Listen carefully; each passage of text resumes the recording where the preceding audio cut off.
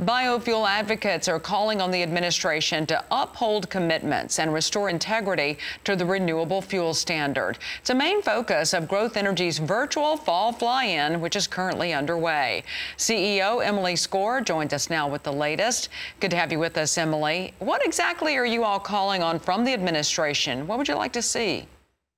You know, Tammy, we've got a very clear message to President Biden and his administration. It is imperative that they take the opportunity to create clean energy jobs and support rural America by coming out with national fuel blending targets that deliver 15 billion gallons of demand for corn ethanol.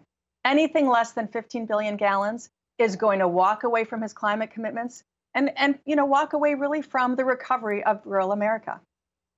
So what are the next steps to ensuring RFS integrity?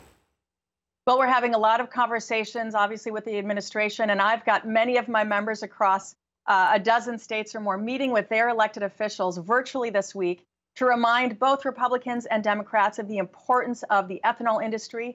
It is for our rural economy, for clean energy, and that we need to be included in the administration's plans to address the climate and in the legislature's plans to address the climate.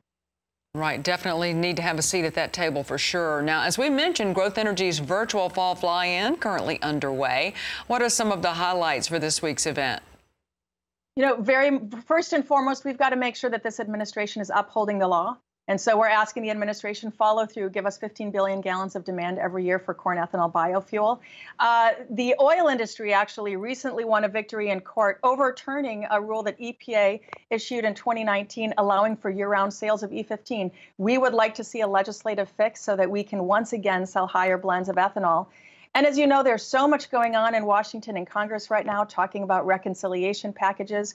We want to make sure that there are pathways and incentives for greater use of higher blends of ethanol in the legislative elements that are going to be moving. So investment in infrastructure, appropriate tax credits to incentivize blending, and incentivize R&D that's going to allow us to continue to be a low-carbon solution for our transportation sector. Yeah, such critical issues there. That's Growth Energy CEO Emily Skor. Thank you so much for being with us today and bringing us up to date.